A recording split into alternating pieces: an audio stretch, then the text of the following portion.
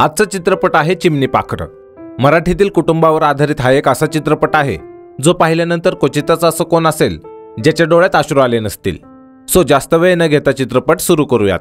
तर या चित्रपटाच्या सुरुवातीला झुंजूमुंजू उजळून आल्या दिशा ग हे गाणं आहे, ज्यात आपण एक हस्तखेळतं कुटुंब पाहतो। हा आहे शेखर, ही शेखरची बायको नंदिनी आणि ही यांची 4 मुले। यात सर्वात मोठी मुलगी असते अंजू, त्यानंतर 2 नंबरचा मुलगा विजय जो की अपंग असतो, 3 नंबरचा मुलगा अजय आणि यांच्यातील सर्वात लहान बाळाचं नाव असतं सोनी। तर शेखर हा एका दूध उत्पादन केंद्रात कामाला असतो आणि गावात त्याला खूप रिस्पेक्ट सुद्धा असते, पण तो दारूच्या खूप आहारी गेलेला असतो, ज्यामुळे नंदिनी त्याला वारंवार दारू सोडायला सांगत देखील असते। पण शेखर काही दिवस दारू बंद करतो आणि पुन्हा जर का त्याला दारूची तलब झाली तर तो जाऊन दारू पितो, ज्यामुळे शेखरचं असं दारू पिण्याचं सत्र सुरूच असतं। त्याचबरोबर नंदिनीबद्दल सांगायचं तर ते एका संस्थेच्या गुरुकुलमध्ये संगीत शिक्षिका म्हणून काम करत असते आणि शेखर व नंदिनी सध्याच्या घरात राहत असतात ते घर याच गुरुकुलमध्ये असतं। प्रत्यक्षात गुरुकुल चालवणाऱ्यांनी यांना हे घर राहण्यासाठी दिलेलं असतं, कारण नंदिनीचं संगीत शिकवणं व तिचा सर्वांसोबत घुळून मिसळून राहण्याचा स्वभाव संस्थेतील सर्वांनाच चांगला वाटत असतो। आता ही जी संस्था असते ती आप्पासाहेब म्हणून जे व्यक्ती असतात ते चालवत असतात आणि हे बाप्पू जे की या गुरुकुलात कार्यवाहक म्हणून सर्व काम पाहत असतात। आता आप्पासाहेबांना नंदिनीशी एका महत्त्वाच्या विषयावर बोलायचं असतं, त्यामुळे ते नंदिनीला त्यांच्या ऑफिसमध्ये बोलवून घेतात। पण त्यापूर्वी त्यांच्या ऑफिसमध्ये हा पतंगराव न सांगता यांना बोलण्यासाठी येतो। पतंगराव बद्दल सांगायचं तर हा बांधकाम कंत्राटदार असतो आणि आप्पासाहेबांच्या गुरुकुलात एक मैदानाची जागा असते जी विकण्यासाठी याने एक गिराईक आणलेलं असतं। पण आप्पासाहेब व बाप्पू याला सांगतात की ती जागा गुरुकुलातील मुलांना खेळण्यासाठी मैदान म्हणून वापरत आहे, त्यामुळे ती जागा यांना विकायची नाही। पण पतंगराव काही जागा विकण्यासाठी यांचा ऐकतच नसतो, तो पुन्हा पुन्हा यांना ती जागा विकण्यासाठी मनवण्याचा प्रयत्न करत असतो, ज्यामुळे आप्पासाहेब त्याला इथून जायला सांगतात। तसेच पतंगराव जेव्हा ऑफिसमधून बाहेर पडतो तेव्हाच ऑफिसमध्ये नंदिनी येत असते, ज्यामुळे पतंगराव तिची वाट अडवतो व तिची छेड काढायला लागतो। तो नंदिनीला म्हणतो की त्याचे 2 मुलं आहेत आणि त्यांना नंदिनीकडून गाणं शिकवायचं आहे। तसेच या कारणाने तो नंदिनीला त्याच्या घरी बोलावतो, पण नंदिनीला लगेच समजतं की पतंगरावाचा तिला घरी बोलावण्याचा उद्देश दुसराच आहे, त्यामुळे ती पतंगरावाच्या मुलांना संगीत शिकवण्यास नकार देते, ज्यामुळे पतंगराव तिला धमकी सुद्धा देतो। पण नंदिनी त्याला बाजूला सारून आप्पासाहेबांच्या ऑफिसमध्ये येते। आता आप्पासाहेब नंदिनीला सांगतात की ज्या घरात ती सध्या राहत आहे ती जागा यांना सोडावी लागेल, कारण यांना माहिती मिळाली आहे की नंदिनीचा नवरा म्हणजे शेखरने पुन्हा दारू पिण्यास सुरुवात केलेली आहे। खरं तर आप्पासाहेबांची इच्छा नसते की नंदिनीने गुरुकुलातील यांचं घर सोडून जावं, पण शेखर गुरुकुलमध्ये राहतो आणि जर का गुरुकुलातीलच व्यक्ती दारू पित असेल तर ते बरोबर दिसणार नाही, ज्यामुळे ते नंदिनीला घर सोडायला सांगतात। आता नंदिनीला हे घर सोडावं लागू नये यासाठी बापू शेखरला भेटून समजावणार असतात। तसेच दुसरीकडे आपण पाहतो की शेखर त्याच्या कामावरील मालकाकडून त्याच्या बाळाच्या औषधासाठी 100 रुपये उचल घेतो आणि औषध आणायला जातो। पण रस्त्यात जात असताना तो एका दारूच्या दुकानाजवळ या विचाराने थांबतो की दारू प्यायला हवी की नाही, आणि दारू न पिण्याचं त्याने ठाम केल्यावर जेव्हा तो इथून जाणारच असतो तेव्हाच या दारूच्या दुकानाचा मालक दत्तू याच्याकडे येतो आणि त्याला नाही हो म्हणत बळजबरीने दारू पाजतो। आता इथेच बाप्पू येतात, जे की शेखरला शोधत त्याला दारू नको पिऊ म्हणून समजावण्यासाठी आलेले असतात।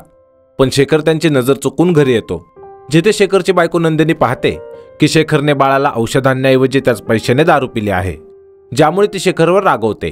पण पुढे शेखर तिची माफी मागतो आणि तिला सांगतो की त्याला खरोखरच दारू सोडायची आहे, आणि जेव्हा जेव्हा तो दारू सोडण्याचा विचार करतो तेव्हा दारूच्या दुकानवाला दत्तू त्याला बळजबरीने दारू पाजतो किंवा तो स्वतःच जाऊन दारू पितो। यानंतर दुसऱ्या दिवशी आपण पाहतो की शेखर आप्पासाहेब व बाप्पूंना भेटतो, जिथे आप्पासाहेब शेखरला सांगतात की आम्ही तुला 3 दिवसांच्या व्यसनमुक्ती शिबिराला पाठवायचं ठरवलं आहे, कारण तुझी दारू काही सुटत नाहीये। ज्यावर शेखर त्यांना म्हणतो की मी तुम्हाला वचन देतो की आजपासून मी दारू पिणार नाही। पण या उत्तरावर आप्पासाहेब काही समाधानी होत नाही आणि ते शेखरला व्यसनमुक्ती शिबिराला जायला सांगतात।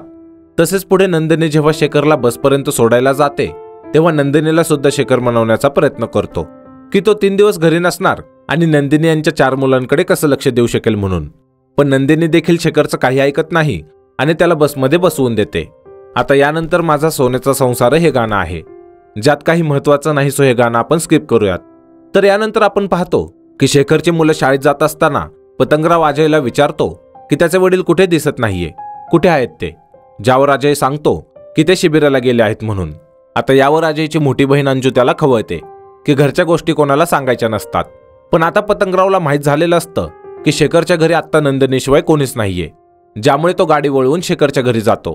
त्याचबरोबर इथे अंजूच्या लक्षात येतं की पतंगराव त्यांच्याच घराच्या दिशेने गेलेला आहे, ज्यामुळे हे बहीण भाऊ शाळेच्या दिशेने न जाता त्यांच्या घराच्या दिशेने परत यायला लागतात. सोबतच दुसरीकडे आपण पाहतो की पतंगराव शेखरच्या घरी जाऊन नंदिनीसोबत जबरदस्ती करायला लागतो. पण काहीच वेळात इथे नंदिनीची तिन्ही मुले येतात आणि पतंगरावच्या डोळ्यात मिरची पावडर टाकून त्याला इथून पळवून लावतात. तसेच पतंगराव त्याची कार घेऊन जात असताना अजय रागाच्या भरात त्याच्या गाडीची काच फोडून टाकतो, ज्यामुळे तो पतंगरावच्या नजरेत येतो.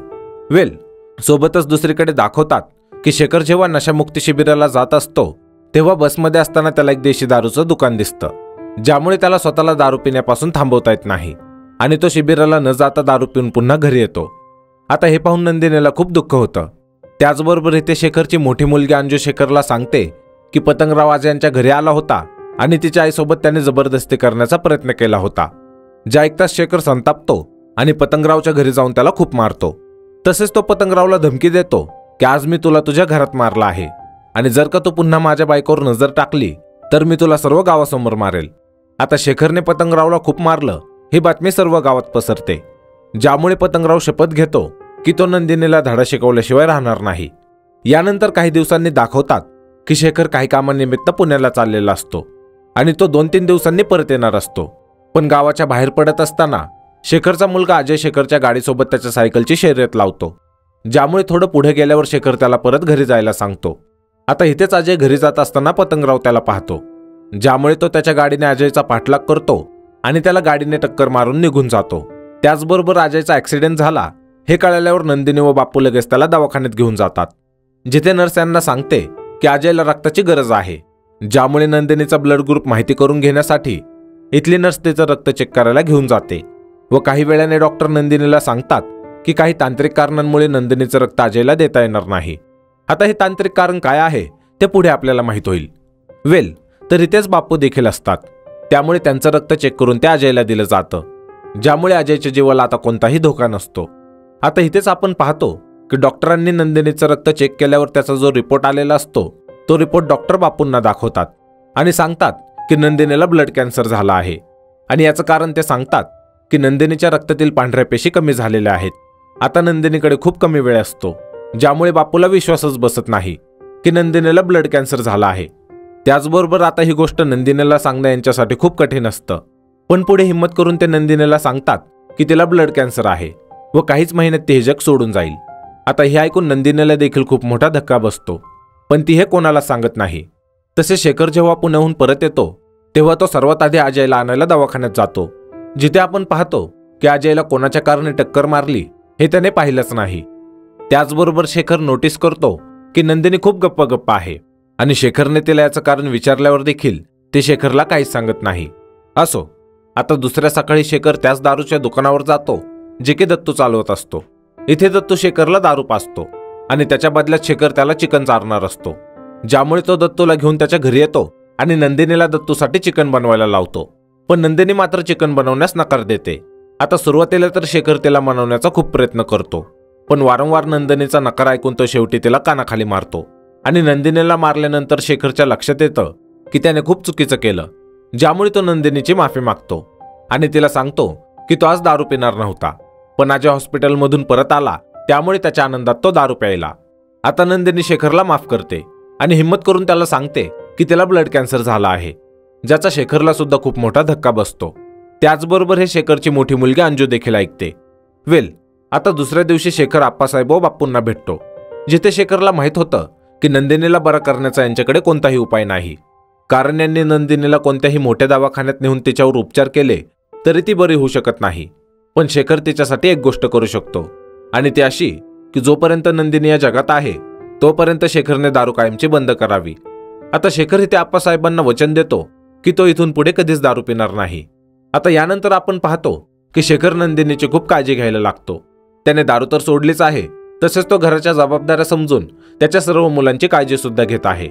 त्याचबरोबर पुढे दाखवतात की शेखर जेव्हा त्याच्या कामावरून घरी चाललेला असतो तेव्हा पतंगराव शेखरच्या गाडीसमोर त्याची गाडी आडवी लावतो, ज्यामुळे शेखर त्याला विचारायला जातो की त्याने गाडी आडवी का घातली, ज्यावर इथे शेखर व पतंगरावची बाचाबाची होते. सोबतच पतंगराव शेखरला सांगतो की तुझ्या मुलाला मीच गाडीने धडक मारली होती. जे ऐकल्यावर शेखर पतंगरावच्या अंगावर धावून जातो, पण इथेच पतंगराव सोबत त्याचा एक मित्र सुद्धा असतो आणि पतंगराव व त्याचा मित्र असे दोघे मिळून शेखरला मारायला लागतात. पण काहीच वेळात शेखर या दोघांना जड जायला लागतो आणि शेखर एकटाच या दोघांना खूप मारतो. इतका की आपल्याला वाटतं की शेखरच्या हातून पतंगरावचा खून झाला. पण शेखर जेव्हा इथून त्याची गाडी घेऊन निघणार असतो तेव्हाच पतंगराव अचानक शेखरला चाकू मारतो, ज्यामुळे इथे शेखरचा जागीच मृत्यू होतो. आता शेखरच्या निधनामुळे त्याच्या कुटुंबावर खूप मोठा दुःखाचा डोंगर कोसळतो. त्याचबरोबर इथे दत्ता धावरे हे गाणं आहे, ज्यामध्ये आपण महेश कोठारेंना हे गाणं प्रार्थनेच्या रूपात दत्त मंदिरात म्हणताना पाहतो. सोबतच हे गाणं झाल्यावर दाखवतात की शेखरच्या खुनाच्या गुन्ह्यात पतंगरावला पोलीस पकडून घेऊन जातात आणि आता त्याला जेलमध्ये टाकण्यात येतं. सोबतच दुसरीकडे आपण पाहतो की नंदिनी बाप्पू जवळ तिचं दुःख सांगत असते की पतंगराव तुरुंगात गेल्यामुळे शेखरच्या आत्म्याला शांती तर मिळाली, पण शेखर आता यांच्यात नाही आणि तिला आता या गोष्टीची चिंता आहे की ती सुद्धा तिच्या आजारामुळे लवकरच हे जग सोडून जाईल. मग त्यानंतर तिच्या मुलांचा सांभाळ कोण करेल? ज्यावर बाप्पू सांगतात की ते नंदिनीच्या सर्व मुलांना त्यांच्या अनाथ आश्रमात वाढवतील. पण यावर नंदिनी सांगते की तिला तिच्या मुलांना अनाथ म्हणून नाही वाढवायचं, कारण ती सुद्धा अनाथ म्हणूनच वाढली आहे आणि शेखर देखील अनाथच होता. ज्यामुळे इथे आपल्या लक्षात येतं की यांच्या कुटुंबात एवढे सर्व प्रॉब्लेम्स होते आणि अशा वेळी यांच्या मदतीला कोणीच नातेवाईक न येण्यामागचं कारण हेच होतं की शेखर व नंदिनी अनाथ होते. आता बाप्पू नंदिनीला सांगतात की जर का नंदिनीच्या मुलांना अनाथ आश्रमात वाढवायचं नसेल तर त्यांच्याकडे आणखी एक चांगला मार्ग आहे आणि तो असा की सर्व मुलांना चांगल्या घरात दत्तक म्हणून द्यायचं, ज्याने सर्वांना त्यांचा हक्काचं घर मिळेल.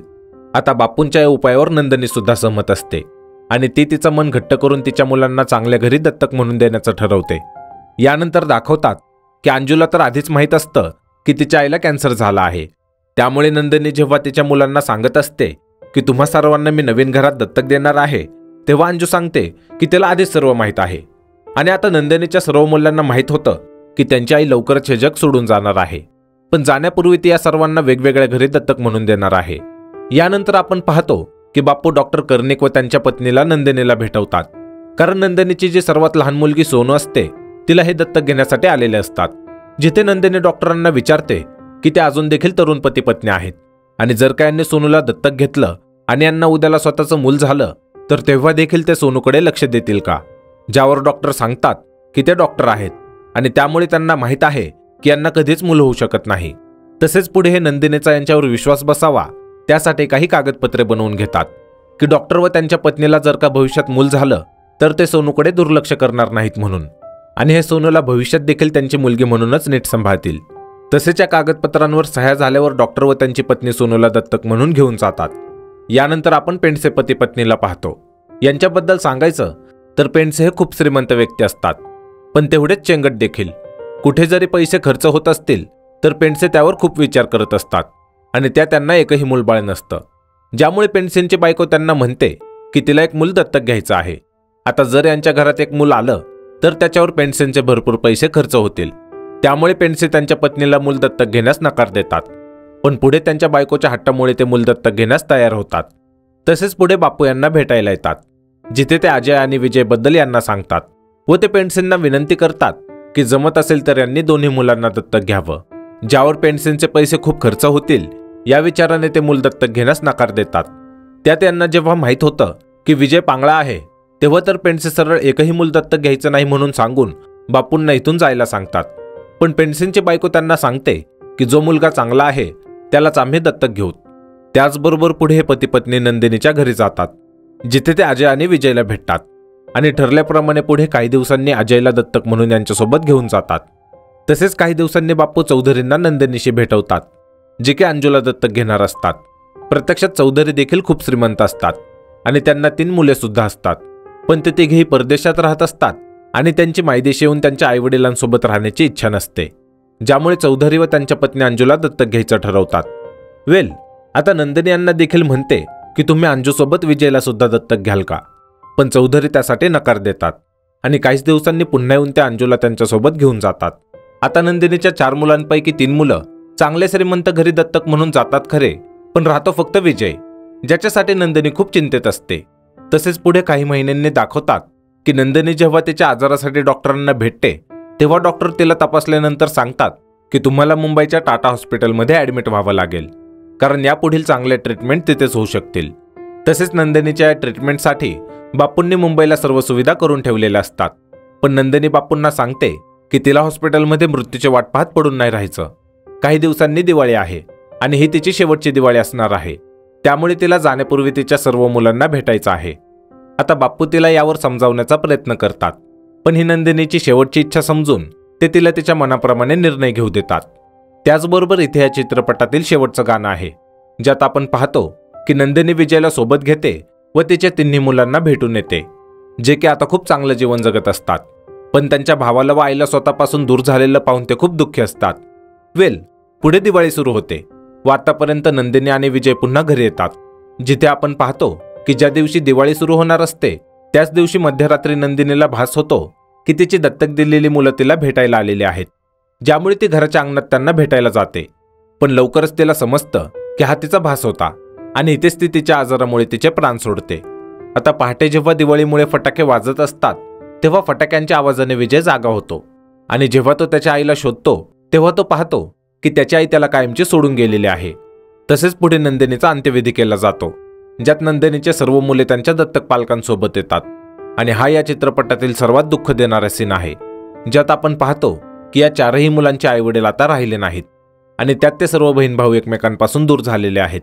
तसेच यानंतर हे सर्व त्यांच्या घरी जातात, जिथे हे बहीण भाऊ त्यांच्या नशिबाला मान्य करून अखेरची भेट घेतात आणि इथून पुन्हा यांचे दत्तक पालक एक एक करून यांना घेऊन जातात व राहतो फक्त अपंग विजय, जो बहुतेक बापूंच्या आश्रमातच मोठा होईल. पण तेवढ्यात पेन्से, ज्यांना आपण घमंडी व चेंगट मानत होतो, त्या अजयसोबत पुन्हा इथे येतात आणि विजयला देखील त्यांच्यासोबत दत्तक म्हणून घेऊन जातात, ज्यामुळे पेन्सेंच्या बाबतीत आपल्याला जो गैरसमज असतो तो इथे दूर होतो आणि त्यांच्यासाठी आपल्या मनात आदर निर्माण होतो. व याच आनंदासोबत एक निराशाजनक एंडिंग दाखवत हा चित्रपट इथेच संपतो.